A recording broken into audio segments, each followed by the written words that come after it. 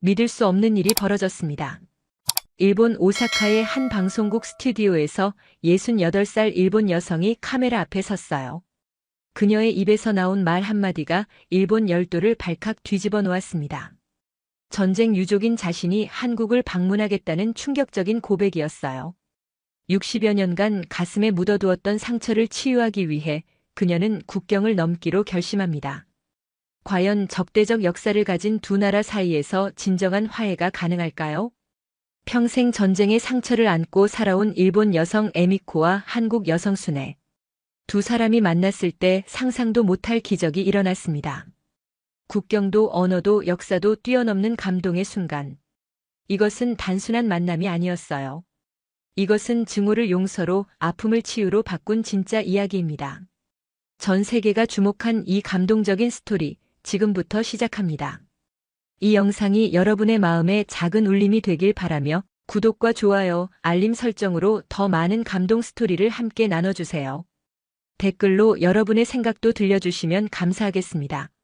믿기 힘든 일이 벌어졌습니다. 25년 봄, 일본 오사카의 한 지역 방송국 스튜디오에는 묘한 긴장감이 감돌고 있었어요. 창밖으로는 봄비가 가늘게 내리고 있었고 스튜디오 안은 형광등 불빛만이 차갑게 공간을 비추고 있었습니다. 카메라 앞에 앉은 한 노년의 여성이 떨리는 목소리로 말문을 열었어요. 그녀의 이름은 야마다 에미코 68살이었습니다. 손에 쥔 하얀 손수건은 이미 땀으로 축축하게 젖어 있었어요. 스튜디오 안은 숨소리조차 들릴 만큼 조용했어요.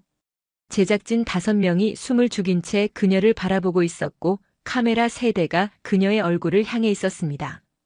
에미코는 한참을 망설이다가 입을 열었습니다.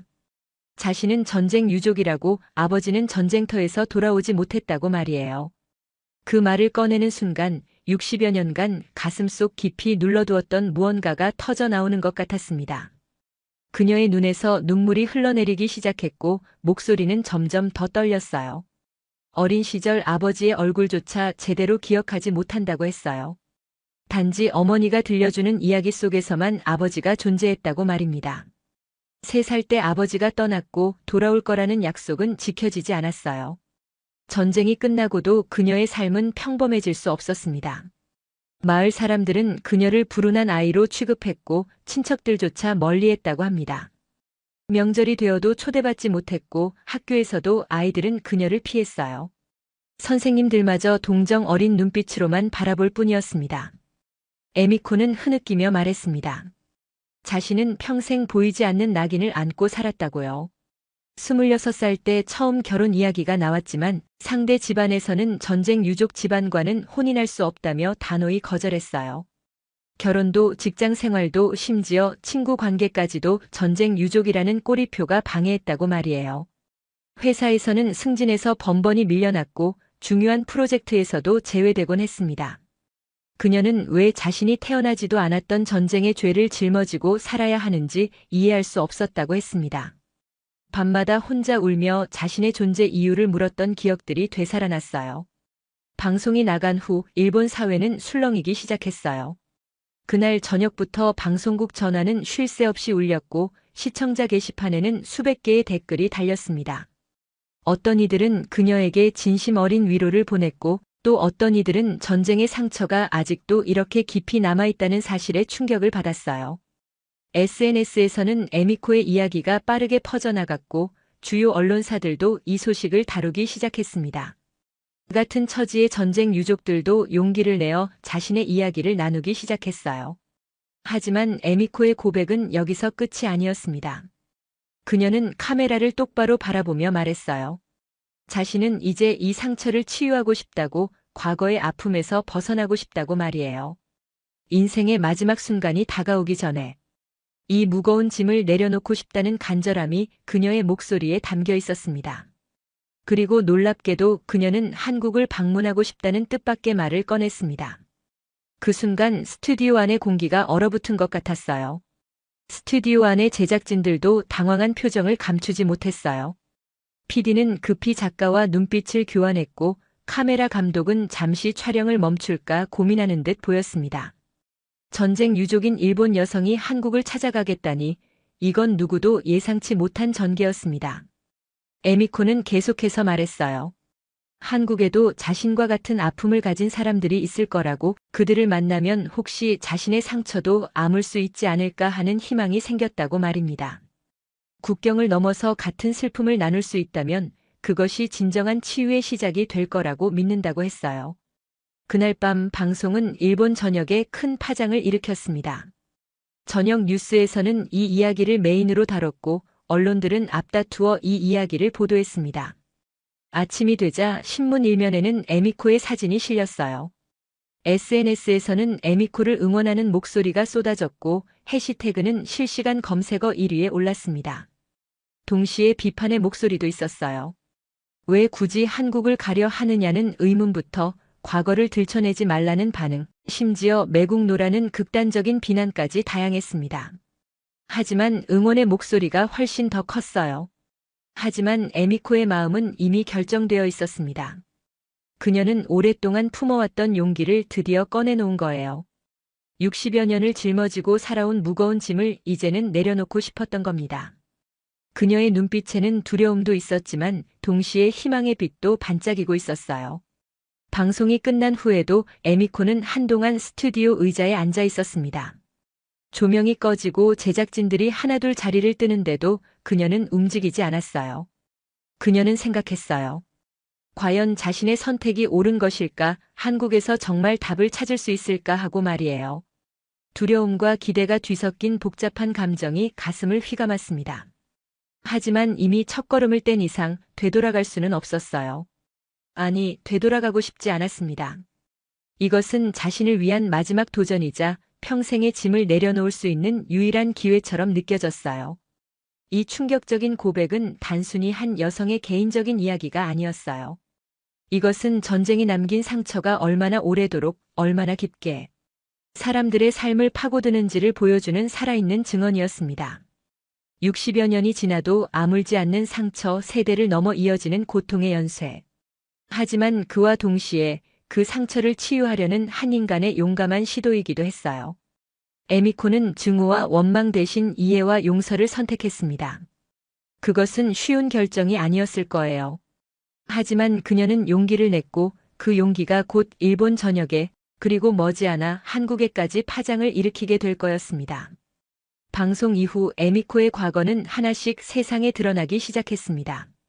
그녀는 일본 오사카 남쪽 작은 마을에서 태어났어요.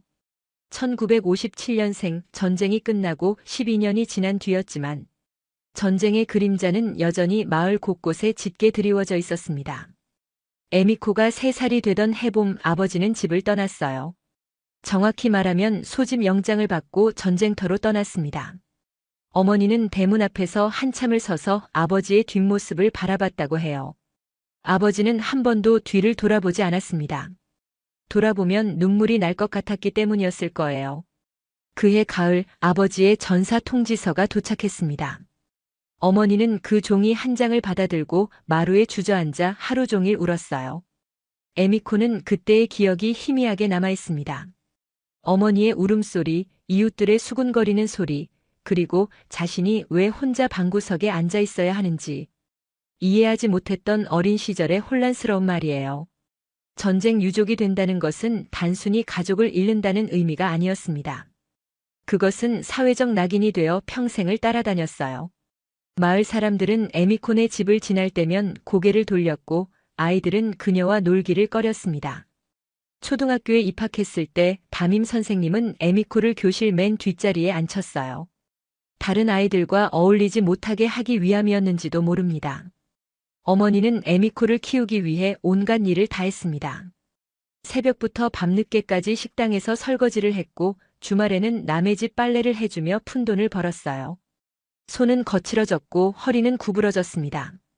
하지만 어머니는 단 한 번도 에미코 앞에서 원망의 말을 하지 않았어요.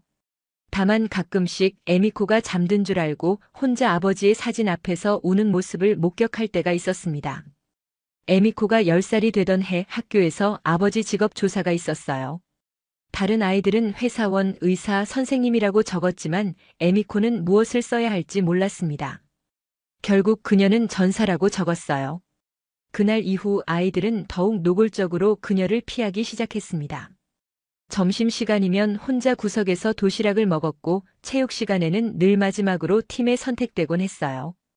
15살 때는 더 큰 상처를 받았습니다. 친하게 지내던 친구가 있었는데 그 친구 어머니가 말했다고 해요. 전쟁 유족집 아이와 어울리지 말라고 불운이 옮을 수도 있다고 말이에요. 에미코는 그날 집으로 돌아오는 길에 한강 다리 위에서 한참을 서 있었습니다. 물을 내려다보며 생각했어요. 자신이 이 세상에 존재하는 이유가 무엇인지, 왜 이렇게 살아야 하는지를 말입니다. 하지만 집에 돌아오자 어머니가 저녁을 차려놓고 기다리고 있었어요. 구부러진 허리로 하루 종일 일하고 온 어머니가 환하게 웃으며 말했습니다. 오늘은 에미코가 좋아하는 된장국을 끓였다고요. 그 순간 에미코는 자신이 살아야 하는 이유를 깨달았어요. 어머니를 위해서라도 살아야 한다고 말입니다. 21살이 되어 취직을 했을 때도 상황은 나아지지 않았습니다. 작은 무역회사 사무직으로 들어갔지만 동료들은 그녀의 출신 배경을 알고는 거리를 두기 시작했어요. 회식 자리에 초대받지 못했고 중요한 업무에서는 늘 제외되었습니다. 승진 기회가 왔을 때도 상사는 다른 이유를 들어 그녀를 탈락시켰어요. 26살 마침내 결혼 이야기가 나왔을 때 에미코는 새로운 삶을 꿈꿨습니다. 상대는 같은 회사의 다른 부서에서 일하는 남자였어요. 진실하고 따뜻한 사람이었습니다. 하지만 중매인을 통해 양가 상견례를 준비하는 과정에서 모든 것이 무너졌어요. 남자 쪽 부모가 에미코의 집안 배경을 알게 된 거였습니다. 남자의 어머니가 직접 전화를 걸어왔어요. 전쟁 유족 집안은 불길하다고 손자들에게까지 불운이 이어질 수 있다고 말했습니다. 남자는 에미코에게 사과했지만 결국 부모의 뜻을 거스르지 못했어요. 에미코는 그날 이후 결혼에 대한 꿈을 완전히 접었습니다. 30살이 넘어서는 회사를 그만두고 작은 서점에서 일하기 시작했어요. 사람들과의 접촉을 최소화하고 싶었기 때문입니다. 책들 사이에서 하루를 보내며 다른 사람의 이야기 속에서 자신을 잊으려 했어요. 그렇게 10년, 20년이 흘렀습니다. 어머니가 세상을 떠난 것은 에미코가 45살 되던 해였어요. 평생 고생만 하다 가신 어머니의 마지막 말은 미안하다는 것이었습니다. 에미코에게 행복한 삶을 만들어주지 못해서 미안하다고요. 에미코는 어머니의 장례식에서도 눈물을 흘리지 못했어요. 이미 눈물이 다 말라버린 것 같았습니다. 60대에 접어들면서 에미코는 자신의 인생을 되돌아보기 시작했습니다. 무엇을 위해 살아왔는지, 무엇을 남길 수 있는지를 생각했어요. 그리고 깨달았습니다. 자신은 평생 전쟁의 희생자로 살아왔지만 이제는 그 굴레에서 벗어나고 싶다고 말이에요. 미움과 원망으로 남은 인생을 보내고 싶지 않다고, 진정한 치유를 경험하고 싶다고 생각했습니다. 그것이 바로 방송 출연을 결심한 이유였어요. 에미코는 자신의 이야기를 세상에 꺼내놓음으로써 무언가 변화가 일어나길 바랐습니다. 그리고 그 변화의 첫걸음으로 한국을 선택한 거예요. 그 같은 아픔을 가진 사람들을 만나 서로의 상처를 나누고 싶었습니다. 방송 이후 에미코의 삶은 완전히 달라졌습니다. 그녀가 살던 작은 아파트 앞에는 매일 기자들이 찾아왔고 우편함에는 시청자들의 편지가 가득 쌓였어요. 어떤 편지는 응원과 격려로 가득했지만 또 어떤 편지는 비난과 협박으로 얼룩져 있었습니다. 방송이 나간 지 사흘째 되는 날 밤 에미코는 잠을 이루지 못하고 있었어요. 창밖으로 보이는 오사카의 야경을 바라보며 자신의 선택이 정말 옳은 것이었는지 되묻고 있었습니다. 한국을 간다는 결심이 너무 성급했던 건 아닐까, 괜히 더 큰 상처만 받게 되는 건 아닐까 하는 두려움이 밀려왔어요. 다음 날 아침 오랜만에 조카가 찾아왔습니다. 35살 된 조카 유키는 에미코를 보자마자 걱정스러운 표정을 지었어요.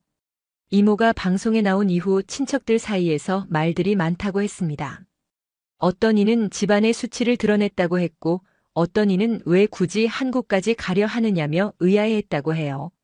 하지만 유키는 달랐습니다. 그녀는 에미코의 손을 꼭 잡으며 말했어요. 이모가 용기 있는 선택을 했다고, 자신은 이모를 응원한다고 말입니다. 젊은 세대인 유키에게는 전쟁 유족이라는 낙인이 그렇게까지 큰 의미가 없었어요. 오히려 그녀는 과거의 상처를 치유하려는 이모의 모습에서 진정한 용기를 받습니다. 유키가 돌아간 후 에미코는 쌓여있던 편지들을 하나씩 읽기 시작했어요. 한 통의 편지가 그녀의 눈길을 사로잡았습니다. 발신자는 도쿄에 사는 72살의 남성이었어요. 그 역시 전쟁 유족이었고 평생 그 상처를 안고 살아왔다고 했습니다. 편지의 마지막 문장이 에미코의 가슴을 울렸어요. 당신의 용기가 나에게도 희망을 주었다고, 이제는 자신도 과거를 용서하고 앞으로 나아가고 싶다고 적혀 있었습니다. 그날 저녁 에미코는 컴퓨터 앞에 앉아 한국에 대해 검색하기 시작했어요. 서울의 거리, 한국의 문화, 한국 전쟁에 대한 자료들을 읽었습니다. 그리고 놀라운 사실을 알게 됐어요. 한국에도 자신과 똑같은 상처를 가진 사람들이 수없이 많다는 것을 말입니다. 전쟁으로 아버지를 잃고 평생 그 아픔을 안고 살아온 사람들이 있었어요. 일주일 후 에미코는 방송국으로부터 연락을 받았습니다. 한국의 한 시민단체가 그녀의 이야기를 듣고 연락을 해왔다는 거예요. 그들은 에미코가 한국을 방문한다면 전쟁 유족들과의 만남을 주선해주겠다고 제안했습니다. 에미코의 가슴이 두근거리기 시작했어요. 이것은 운명의 신호처럼 느껴졌습니다. 하지만 결정을 내리기까지는 여전히 많은 고민이 필요했어요.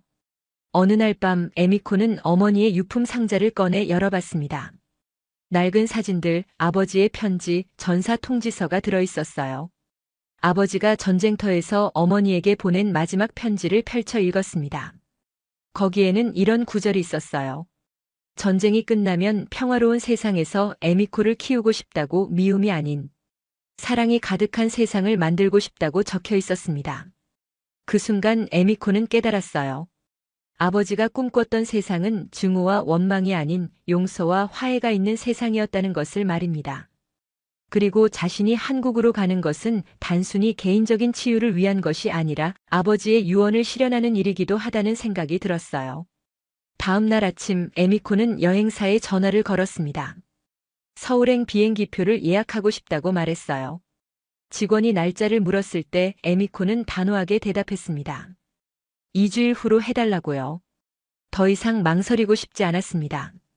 한국 시민단체와의 연락도 본격적으로 시작됐어요. 이메일을 통해 일정을 조율하고 어떤 분들을 만나게 될지에 대한 정보를 받았습니다. 그 중에는 박순애라는 72살의 여성이 있었어요. 그녀 역시 어린 시절 전쟁으로 아버지를 잃었고 평생 그 상처를 안고 살아왔다고 했습니다. 여행 준비를 하면서 에미코는 한국어 회화책을 샀어요. 간단한 인사말이라도 배우고 싶었습니다. 안녕하세요, 감사합니다, 미안합니다. 이 세 문장을 수십 번 반복해서 연습했어요. 발음은 어색했지만 마음을 전하는 데는 충분할 거라고 생각했습니다. 출발 전날 밤 에미코는 거울 앞에 섰습니다. 68살의 자신을 바라보며 생각했어요. 이 나이에 새로운 도전을 한다는 게 쉬운 일은 아니지만 이제는 용기를 내야 할 때라고 말입니다. 주름진 얼굴에는 세월의 흔적이 역력했지만 눈빛만큼은 젊은 시절처럼 또렷했어요. 그날 밤 에미코는 오랜만에 평온하게 잠들 수 있었습니다. 꿈속에서 아버지를 만났어요. 아버지는 환하게 웃으며 에미코의 머리를 쓰다듬어 주었습니다. 그리고 말했어요. 잘하고 있다고, 자랑스럽다고 말이에요. 아침에 눈을 떴을 때 에미코의 뺨에는 눈물이 흐르고 있었습니다. 하지만 그것은 슬픔의 눈물이 아니었어요. 희망의 눈물이었습니다. 공항으로 향하는 아침, 유키가 에미코를 배웅하러 왔습니다. 유키는 작은 선물 상자를 건네며 말했어요. 한국에서 좋은 인연을 만나길 바란다고요. 상자 안에는 작은 행운의 부적이 들어있었습니다. 에미코는 그것을 가방 깊숙이 넣으며 다짐했어요. 반드시 치유받고 돌아오겠다고, 그리고 새로운 삶을 시작하겠다고 말입니다. 비행기가 이륙하는 순간 에미코는 창밖으로 멀어지는 일본을 바라봤습니다. 60여 년을 살아온 이 땅, 상처와 아픔으로 가득했던 이곳을 잠시 떠나는 거예요. 그리고 새로운 희망이 있는 곳으로 향하고 있었습니다. 에미코의 가슴은 두려움과 기대로 뛰고 있었어요. 인천공항에 도착한 순간 에미코는 새로운 세계에 발을 디딘 것 같은 느낌을 받았습니다. 2시간의 비행이었지만 마치 다른 우주로 온 것처럼 모든 것이 낯설었어요. 공항 안내판의 한글 글자들, 들려오는 한국어 소리, 사람들의 빠른 걸음걸이까지 모든 게 신기했습니다. 입국 심사를 마치고 짐을 찾는 동안 에미코의 손은 계속 떨리고 있었어요. 긴장 때문이기도 했지만 동시에 묘한 설렘도 느껴졌습니다. 60여 년을 살면서 느껴보지 못한 감정이었어요. 마치 새로운 삶이 시작되는 것 같은 느낌이랄까요. 공항 출구에는 한국 시민단체 관계자가 에미코를 기다리고 있었습니다. 30대 중반으로 보이는 여성이 손에 에미코의 이름이 적힌 팻말을 들고 있었어요. 김미정이라는 이름의 그녀는 유창한 일본어로 인사를 건넸습니다. 에미코는 안도의 한숨을 내쉬었어요. 적어도 의사소통에는 문제가 없을 것 같았습니다. 차를 타고 서울 시내로 향하는 동안 에미코는 창밖 풍경에 시선을 고정했습니다. 높은 빌딩들, 빠르게 달리는 자동차들, 북적이는 사람들. 일본과 비슷하면서도 어딘가 다른 느낌이었어요. 김미정이 설명해 주었습니다. 저기 보이는 산이 북한산이라고. 서울은 산으로 둘러싸인 도시라고 말이에요. 호텔에 체크인하고 짐을 풀면서 에미코는 생각했습니다. 과연 내일 박순애를 만나면 무슨 말을 해야 할까, 어떻게 대화를 시작해야 할까 하고요. 연습해온 한국어 인사말이 머릿속에서 맴돌았습니다. 안녕하세요. 만나서 반갑습니다. 하지만 그 이상의 대화는 통역이 필요할 거였어요. 저녁 식사를 위해 호텔 근처의 작은 식당에 들어갔을 때 에미코는 처음으로 한국 음식을 제대로 맛봤습니다. 김미정이 추천해준 비빔밥이었어요. 여러 가지 나물과 고기, 고추장이 섞인 그 맛은 낯설면서도 따뜻했습니다. 한 숟가락 떠서 입에 넣는 순간 왠지 모를 눈물이 핑 돌았어요. 식사를 마치고 호텔로 돌아오는 길, 거리를 걷는 사람들을 바라봤습니다. 퇴근하는 직장인들, 손잡고 걷는 연인들, 아이의 손을 잡고 가는 부모들. 평범한 일상의 풍경이었지만 에미코에게는 특별하게 느껴졌어요. 이곳 사람들도 자신과 똑같이 행복과 슬픔을 느끼며 살아가는 평범한 사람들이라는 것을 깨달았습니다. 밤늦게까지 에미코는 잠을 이루지 못했어요. 내일이면 박순애를 만나게 된다는 생각에 가슴이 두근거렸습니다. 김미정이 보내준 자료를 다시 한번 읽어봤어요.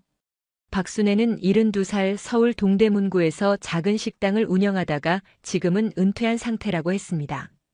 6살 때 아버지를 전쟁으로 잃었고 어머니와 동생 3명을 키우며 평생을 고생했다고 해요. 새벽 5시 에미코는 잠을 포기하고 일어났습니다. 호텔 창문을 열자 서울의 새벽 공기가 들어왔어요. 아직 어둠이 가시지 않은 하늘, 하나둘씩 켜지는 건물의 불빛들.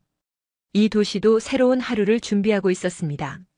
아침 8시 김미정이 호텔 로비에서 에미코를 기다리고 있었어요. 오늘은 통역사도 함께 동행한다고 했습니다. 이순이라는 50대 여성으로 오랫동안 한일 교류 사업에 참여해온 분이라고 해요. 이순이는 따뜻한 미소로 에미코를 맞이했습니다. 박순애를 만나기로 한 장소는 서울 중구의 한 작은 역사관이었습니다. 전쟁과 관련된 자료들이 전시되어 있는 곳이라고 했어요. 차로 30분 정도 걸렸습니다. 가는 내내 에미코는 손을 꼭 쥐고 있었어요. 손바닥에 땀이 배어났습니다. 역사관 입구에 도착했을 때 에미코는 잠시 망설였습니다. 문을 열고 들어가면 인생이 바뀔 것 같은 예감이 들었어요. 김미정이 조심스럽게 물었습니다. 괜찮으시냐고요? 에미코는 고개를 끄덕이며 깊게 숨을 들이마셨습니다. 이제 되돌아갈 수는 없었어요. 역사관 안은 조용했습니다. 벽면에는 전쟁 당시의 사진들이 걸려 있었고 유리 진열장 안에는 여러 유물들이 전시되어 있었어요. 에미코는 천천히 걸으며 하나하나 살펴봤습니다. 낡은 군복, 편지, 사진들. 모두가 전쟁의 상처를 증언하는 물건들이었어요. 그때 역사관 안쪽에서 한 여성이 천천히 걸어 나왔습니다. 흰 머리를 단정하게 묶은 노년의 여성, 박순애였어요. 그녀의 얼굴에는 세월의 주름이 깊게 패여 있었지만 눈빛만큼은 또렷했습니다. 에미코와 순애, 두 여성의 시선이 마주쳤어요. 순간 시간이 멈춘 것 같았습니다. 두 사람은 말없이 서로를 바라봤어요. 국적도 언어도 달랐지만 같은 아픔을 가진 사람이라는 것을 본능적으로 알 수 있었습니다. 에미코의 눈에서 눈물이 흘러내리기 시작했고 순애의 눈가도 촉촉하게 젖었어요. 이순이가 조심스럽게 통역을 시작했습니다. 순애가 먼저 말을 꺼냈어요. 멀리서 와주셔서 감사하다고 용기를 내준 것에 대해 존경한다고 말했습니다. 에미코는 떨리는 목소리로 대답했어요. 만나주셔서 감사하다고 오랫동안 이 순간을 기다려왔다고 말입니다. 두 여성은 천천히 가까이 다가갔습니다. 그리고 조심스럽게 손을 맞잡았어요. 순애의 손은 거칠었습니다. 평생 고생하며 살아온 흔적이 손에 그대로 남아있었어요. 에미코의 손도 마찬가지였습니다. 두 사람의 손은 오랜 세월의 무게를 담고 있었어요. 순애가 에미코를 작은 전시실로 안내했습니다. 그곳에는 전쟁 유족들의 이야기가 담긴 자료들이 있었어요. 사진, 편지, 증언들. 순애는 그중 한 사진 앞에 섰습니다. 6살 때 찍은 자신의 사진이라고 했어요. 아버지가 전쟁터로 떠나기 전날 찍은 마지막 가족 사진이었습니다. 에미코도 가방에서 작은 사진을 꺼냈습니다. 아버지의 사진이었어요. 군복을 입고 찍은 사진으로 유일하게 남은 아버지의 모습이었습니다. 두 사진을 나란히 놓고 바라보는 순간 두 여성은 동시에 울음을 터뜨렸어요. 그날 오후 에미코와 순애는 역사관 옆 작은 카페에 앉아 긴 대화를 나눴습니다. 통역을 통해서였지만 마음은 직접 전해지는 것 같았어요. 서로의 삶을 이야기하고 상처를 나누고 아픔을 공감했습니다. 시간 가는 줄 몰랐어요. 카페 창가에 앉은 두 여성은 각자의 삶을 조심스럽게 풀어놓기 시작했습니다. 이순희의 차분한 통역이 두 사람의 마음을 이어주고 있었어요. 테이블 위에는 식어가는 커피 잔이 놓여 있었지만 누구도 그것을 신경 쓰지 않았습니다. 순애가 먼저 자신의 이야기를 시작했어요. 72살인 자신은 1953년생으로 전쟁이 끝나던 해에 태어났다고 했습니다. 하지만 아버지는 그해 여름 전쟁이 끝나기 직전에 전사했어요. 어머니는 임신한 몸으로 남편의 죽음을 맞이해야 했고 그렇게 순애는 아버지의 얼굴조차 모른 채 세상에 태어났습니다. 에미코는 고개를 끄덕이며 들었어요. 자신도 비슷했다고 3살 때 아버지를 잃어서 아버지의 기억이 거의 없다고 말했습니다. 단지 희미한 그림자처럼 남아있는 느낌뿐이라고요. 두 사람은 서로를 바라보며 슬픈 미소를 지었습니다. 순애는 어린 시절 이야기를 이어갔어요. 어머니는 4명의 아이를 키우기 위해 온갖 일을 다 했다고 합니다. 남의 집 빨래를 해주고 시장에서 채소를 팔고 심지어 밤에는 막걸리 집에서 설거지를 했어요. 순애는 맏딸로서 어린 동생들을 돌봐야 했습니다. 8살 때부터 동생들 밥을 챙기고 빨래를 하고 집안일을 했어요. 학교에 가고 싶었지만 형편이 되지 않았어요. 동생들은 학교에 보냈지만 순애는 13살 때부터 공장에서 일하기 시작했습니다. 손가락이 부르트도록 재봉틀을 돌렸고 하루 12시간씩 일했어요. 그렇게 번 돈으로 동생들 학비를 댔습니다. 순애의 거친 손을 보며 에미코는 자신도 모르게 그 손을 꼭 잡았어요. 에미코도 자신의 삶을 이야기했습니다. 일본에서도 전쟁 유족은 사회의 낙인이었다고 평생 그 꼬리표를 달고 살아야 했다고 말이에요. 결혼도 못하고 직장에서도 차별받고 친구조차 제대로 사귈 수 없었다고 했습니다. 순애는 조용히 들으며 고개를 끄덕였어요. 자신도 똑같았다고 25살에 겨우 결혼했지만 남편마저 일찍 세상을 떠났다고 말했습니다. 순애에게는 딸이 하나 있었어요. 그 딸을 키우기 위해 작은 식당을 시작했고 30년 동안 그 식당을 운영했다고 합니다. 새벽 4시에 일어나 시장에 가서 재료를 사고 밤 11시까지 일했어요. 단 하루도 쉬지 않고 일했습니다. 딸만큼은 자신처럼 고생시키고 싶지 않았기 때문이었어요. 에미코는 순애의 이야기를 들으며 눈물을 흘렸습니다. 자신은 혼자 살았지만 순애는 가족을 위해 평생을 바쳤다는 것이 더 힘들게 느껴졌어요. 하지만 순애는 고개를 저으며 말했습니다. 자신은 딸이라는 희망이 있었지만 에미코는 홀로 모든 것을 견뎌야 했다며 오히려 에미코를 위로했어요. 두 사람은 점차 마음의 문을 더 활짝 열어갔습니다. 순애는 자신이 평생 가졌던 감정에 대해 솔직하게 말했어요. 일본에 대한 원망이 있었다고, 왜 우리 아버지를 빼앗아갔냐는 분노가 있었다고 말입니다. 명절 때마다 제사를 지내면서 아버지의 빈자리를 느낄 때마다 그 원망이 깊어졌다고 했어요. 에미코는 그 말을 듣고 고개를 숙였습니다. 미안하다는 말밖에 할 수 없었어요. 자신도 전쟁의 피해자이지만 동시에 일본인이라는 사실. 자체가 가해의 역사와 연결되어 있다는 것을 알고 있었습니다. 눈물을 흘리며 진심으로 사과했어요. 그런데 순애가 에미코의 손을 더 꽉 잡으며 말했습니다. 하지만 나이가 들면서 깨달았다고 원망한다고 해서 아버지가 돌아오는 것도 아니고 자신의 상처가 아무는 것도 아니라는 것을요. 오히려 미움은 자신을 더 병들게 할 뿐이라는 것을 알게 됐다고 했습니다. 그래서 몇 년 전부터는 용서하려고 노력했다고 말이에요. 에미코는 놀란 표정으로 순애를 바라봤습니다. 용서라는 단어가 이렇게 무겁게 느껴진 적이 없었어요. 순애는 계속해서 말했습니다.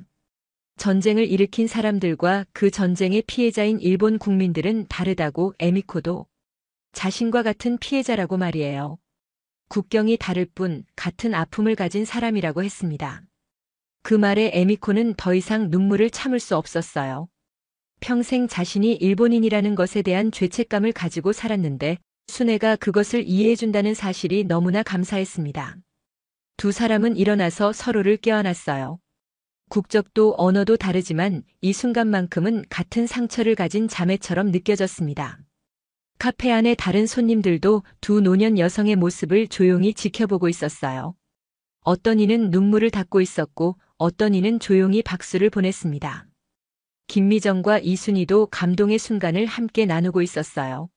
한참을 그렇게 안고 있던 두 사람은 다시 자리에 앉았습니다. 이번에는 밝은 이야기를 나누기 시작했어요. 순애는 자신의 딸 이야기를 했습니다. 딸은 지금 38살로 초등학교 교사라고 했어요.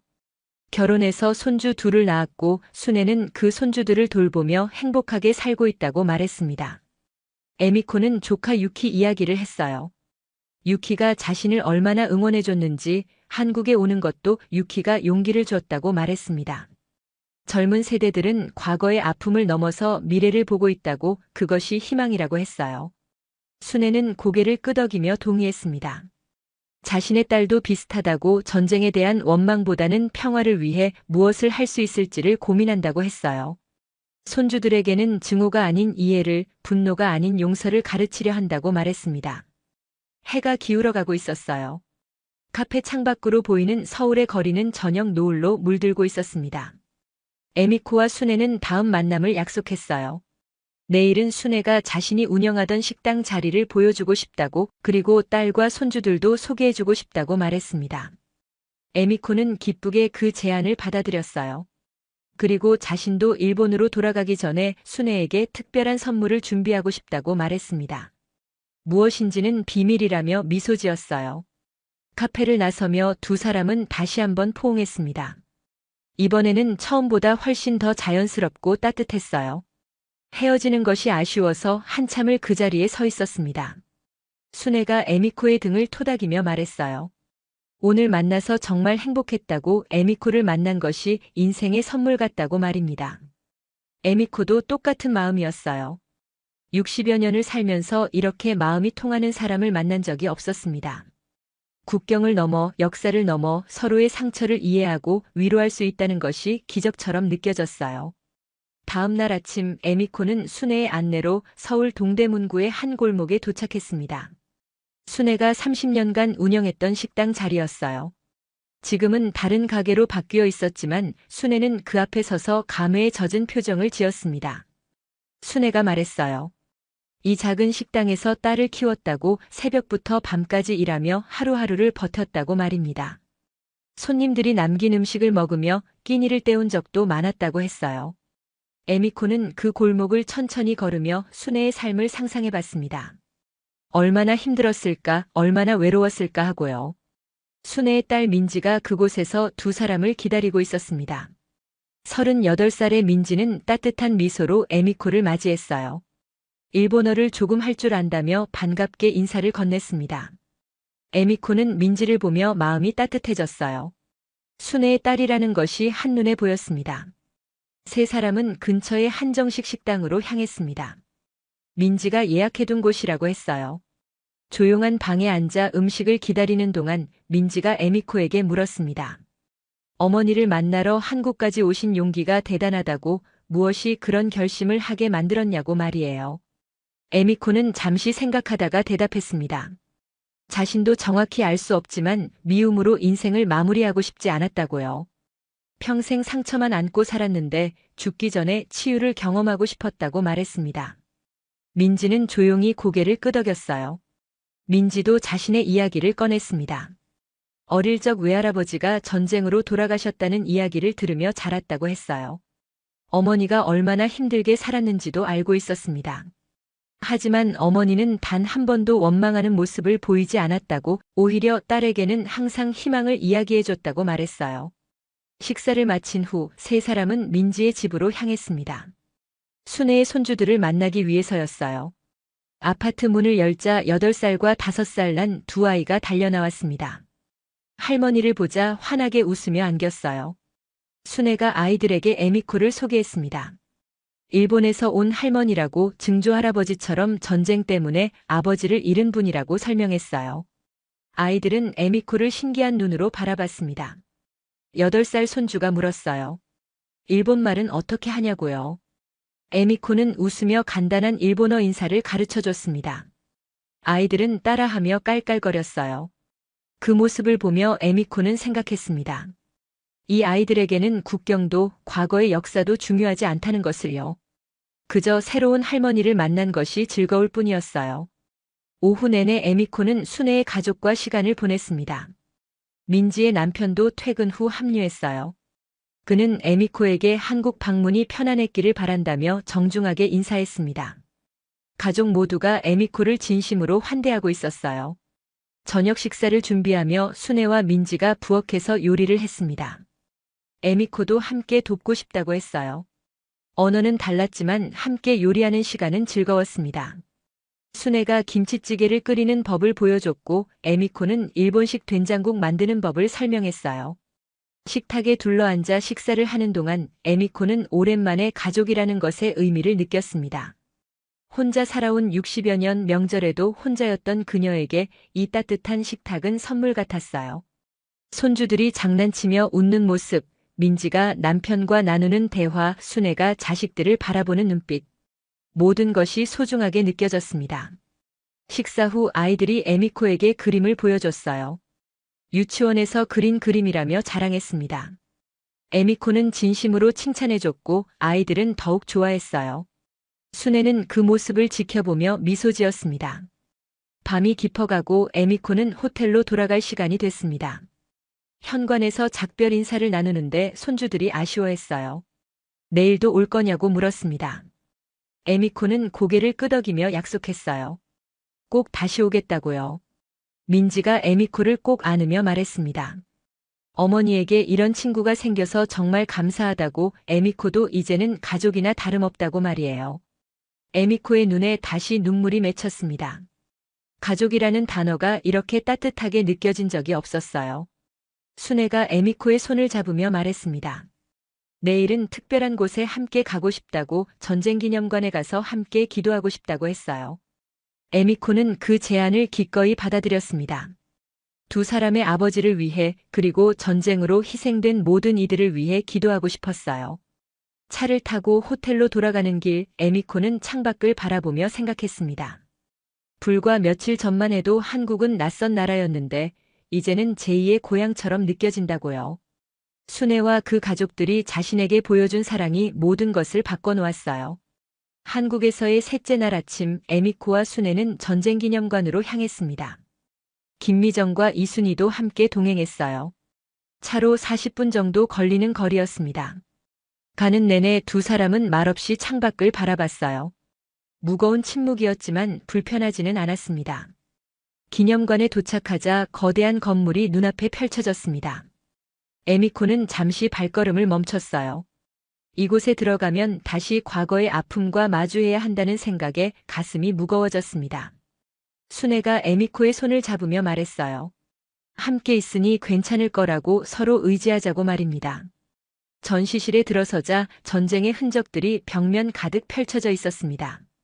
흑백 사진 속 사람들의 표정은 고통과 슬픔으로 일그러져 있었어요. 폐허가 된 거리, 울부짖는 여인들, 굶주린 아이들. 에미코는 한 걸음 한 걸음 천천히 걸으며 사진들을 바라봤습니다. 순애가 한 사진 앞에 멈춰 섰어요. 전쟁 미망인들의 모습을 담은 사진이었습니다. 그중 한 여인의 모습이 자신의 어머니를 닮았다고 말했어요. 어머니도 저렇게 울었을 거라고, 홀로 4명의 아이를 키우며 얼마나 두려웠을지 이제야 이해할 것 같다고 했습니다. 에미코도 고개를 끄덕였어요. 자신의 어머니도 똑같았다고, 평생 눈물을 삼키며 살았다고 말했습니다. 유품 전시실에는 전사자들이 남긴 물건들이 있었습니다. 낡은 군화, 찢어진 군복, 피 묻은 편지. 에미코는 아버지의 군복 사진을 떠올렸어요. 혹시 이 중에 아버지가 입었던 것과 비슷한 것이 있을까 살펴봤습니다. 순애도 마찬가지였어요. 자신이 본 적도 없는 아버지의 흔적을 찾고 있었습니다. 두 사람은 전쟁 희생자 명단이 새겨진 벽 앞에 섰습니다. 수만 개의 이름이 빼곡하게 적혀 있었어요. 순애가 손으로 벽을 쓰다듬으며 말했습니다. 아버지의 이름이 여기 어딘가에 있을 거라고요. 에미코는 그 모습을 보며 눈물을 흘렸습니다. 자신의 아버지 이름도 일본 어딘가에 이렇게 새겨져 있을 거라고 생각했어요. 이순희의 안내로 두 사람은 추모의 방으로 향했습니다. 조용하고 어두운 공간에 추모 촛불이 놓여 있었어요. 순애가 먼저 촛불을 켰습니다. 에미코도 촛불 하나를 집어들고 불을 붙였어요. 2개의 작은 불빛이 어둠 속에서 흔들리고 있었습니다. 순애가 조용히 기도를 시작했어요. 아버지를 위한 기도였습니다. 만난 적도 없는 아버지지만 평생 그리워했던 아버지를 위해 기도했어요. 전쟁 없는 곳에서 편히 쉬시길 바란다고, 자신은 잘 살아왔으니 걱정하지 말라고 속삭였습니다. 에미코도 함께 기도했어요. 자신의 아버지를 위해, 그리고 순애의 아버지를 위해서도 기도했습니다. 한참을 그렇게 서 있던 두 사람은 천천히 고개를 들었습니다. 순애가 에미코를 바라보며 말했어요. 이제 용서하고 싶다고, 과거의 모든 원망을 내려놓고 싶다고 말입니다. 에미코의 눈에서 눈물이 쏟아졌어요. 순애의 그 한마디가 얼마나 큰 용기를 낸 것인지 알 수 있었습니다. 에미코도 말했습니다.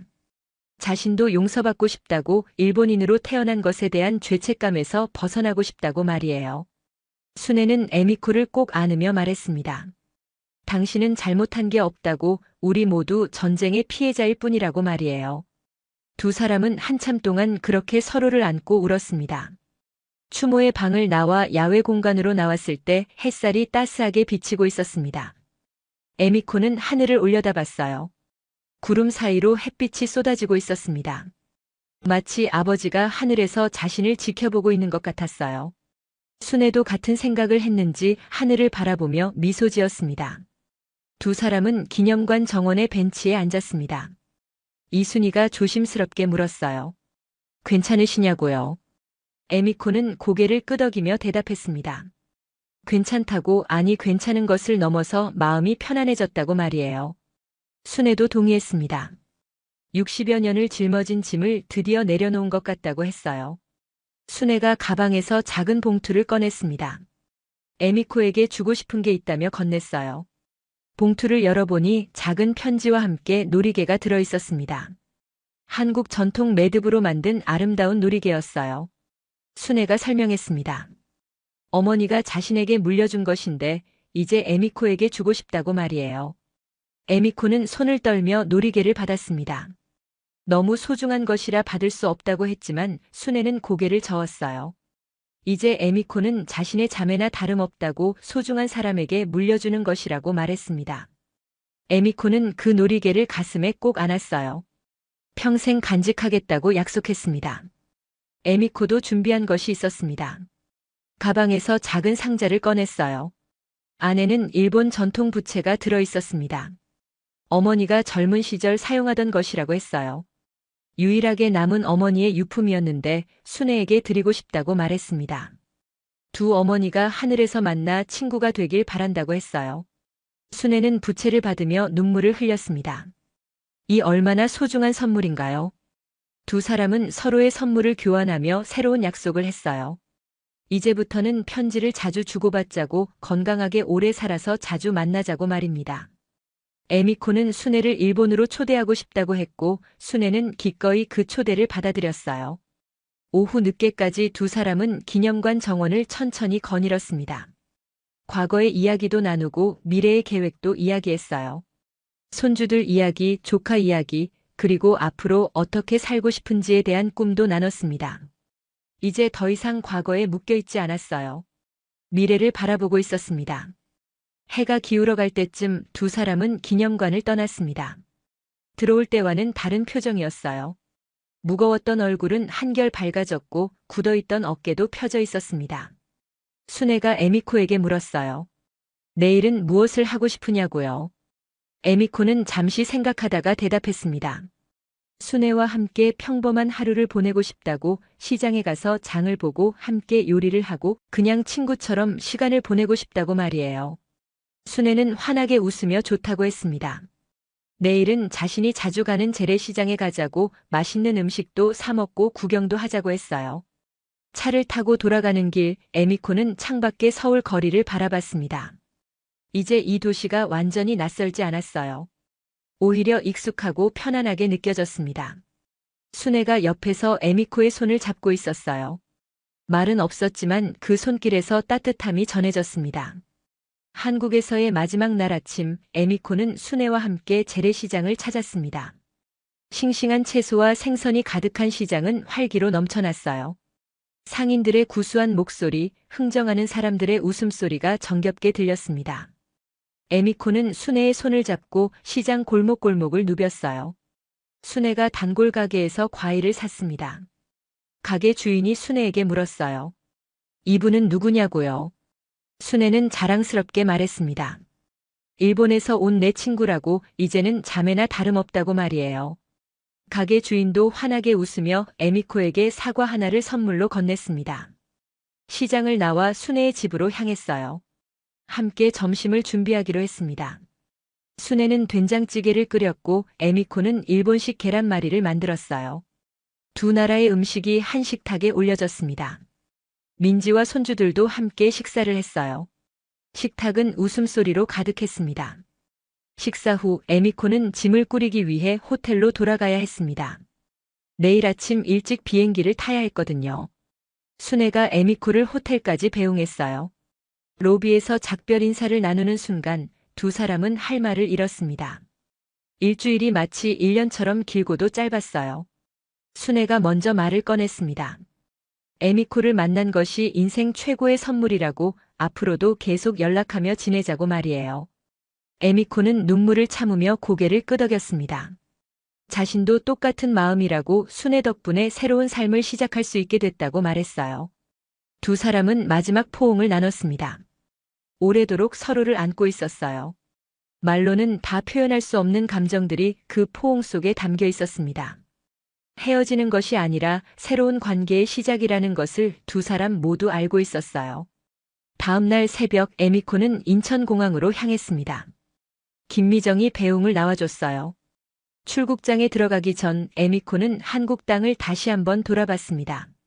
일주일 전 처음 왔을 때와는 완전히 다른 마음이었어요.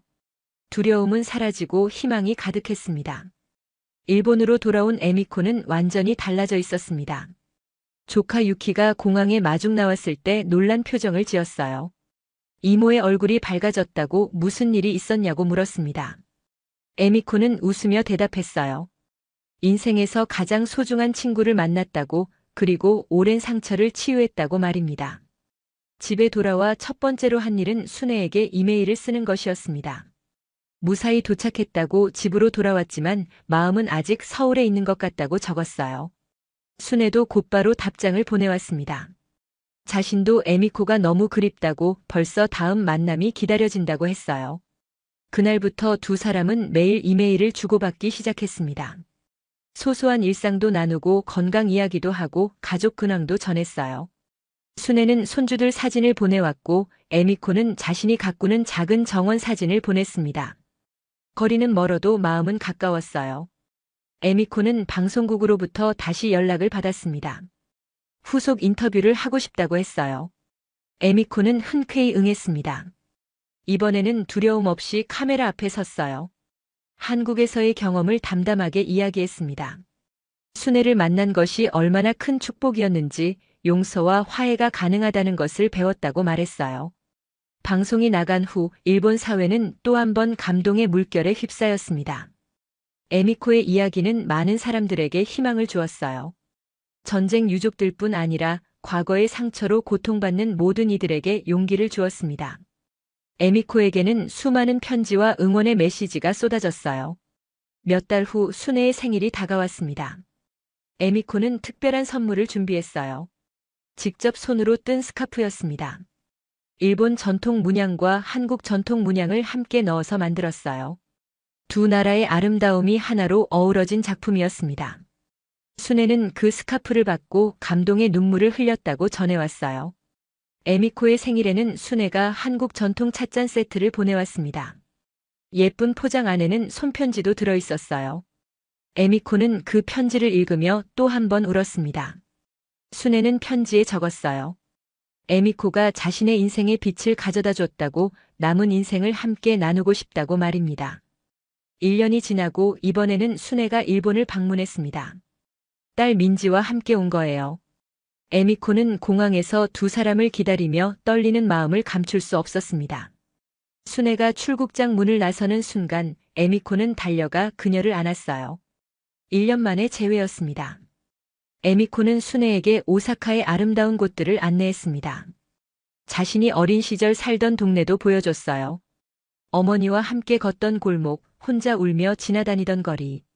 이제는 그 모든 곳이 슬픔이 아닌 추억으로 남아 있었습니다. 순애가 함께 걸어주었기 때문이에요. 일주일간의 일본 여행은 눈 깜짝할 사이에 지나갔습니다. 순애가 돌아갈 때 에미코는 공항에서 마지막 인사를 했어요. 이제는 작별이 두렵지 않았습니다.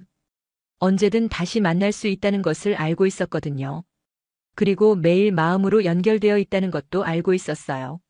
지금도 에미코와 순애는 서로의 생일에 작은 선물을 보내며 우정을 이어가고 있습니다. 이메일은 거의 매일 오가고 가끔은 영상통화로 얼굴을 보며 대화를 나눠요. 손주들도 서로 인사를 나누고 민지와 유키도 친구가 되었습니다. 두 가족이 하나로 이어진 거예요. 에미코는 이제 전쟁 유족이라는 낙인에서 완전히 자유로워졌습니다. 과거의 상처는 여전히 존재하지만 더 이상 그것이 자신을 규정하지 않아요. 오히려 그 상처가 자신을 더 강하고 지혜롭게 만들었다고 생각합니다. 순애 덕분에 깨달은 거예요. 최근 에미코는 지역 커뮤니티 센터에서 자원봉사를 시작했습니다. 전쟁 유족들을 위한 상담과 지원 활동을 하고 있어요. 자신의 경험을 나누며 다른 이들에게도 희망을 주고 있습니다. 용서와 화해가 가능하다는 것을, 상처도 치유될 수 있다는 것을 증명하고 있어요. 어느 날 저녁 에미코는 창가에 앉아 노을을 바라봤습니다. 붉게 물든 하늘이 아름다웠어요. 손에는 순애가 보내준 찻잔이 들려 있었고 목에는 순애가 준 놀이개를 달고 있었습니다. 에미코는 혼잣말로 중얼거렸어요. 나는 이제야 자유로워졌다고, 미움이 아닌 사랑으로 내 인생을 마무리하고 싶다고 말입니다. 전쟁이 남긴 상처를 지운 건 거창한 정치나 힘이 아니었습니다. 그저 두 여인의 용서와 용기였어요. 국경을 넘어, 역사를 넘어 서로의 아픔을 이해하고 위로한 그 마음이 모든 것을 바꿔놓았습니다. 에미코와 순애의 이야기는 지금도 계속되고 있습니다. 두 사람의 우정은 앞으로도 영원히 이어질 것입니다. 에미코와 순애, 두 여성의 이야기는 우리에게 큰 교훈을 남깁니다. 과거의 상처는 미움으로 해결되는 것이 아니라 용서와 이해로만 치유될 수 있다는 진리 말이에요. 국경이 다르고 언어가 달라도 같은 아픔을 가진 사람들은 서로를 이해할 수 있습니다. 이것이 바로 인간의 힘이고 진정한 평화의 시작입니다. 대한민국은 전쟁의 폐허 속에서도 용서를 선택했고 화해의 손을 내밀 줄 아는 따뜻한 마음을 가진 나라입니다. 순애가 보여준 그 넓은 포용력과 용기는 우리 모두가 자랑스러워해야 할 한국인의 진정한 모습이에요. 에미코와 순애의 우정은 지금도 계속되고 있습니다. 두 사람의 이야기가 세상의 모든 분쟁과 증오를 녹이는 작은 씨앗이 되길 바랍니다. 이 감동적인 이야기가 마음에 드셨다면 구독 버튼을 눌러주시고 좋아요와 알림 설정으로 더 많은 감동 스토리를 함께 해주세요. 여러분의 생각과 경험을 댓글로 나눠주시면 더욱 의미 있는 이야기가 될 것입니다. 감사합니다. 감사합니다. 감사합니다. 감사합니다. 감사합니다. 감사합니다.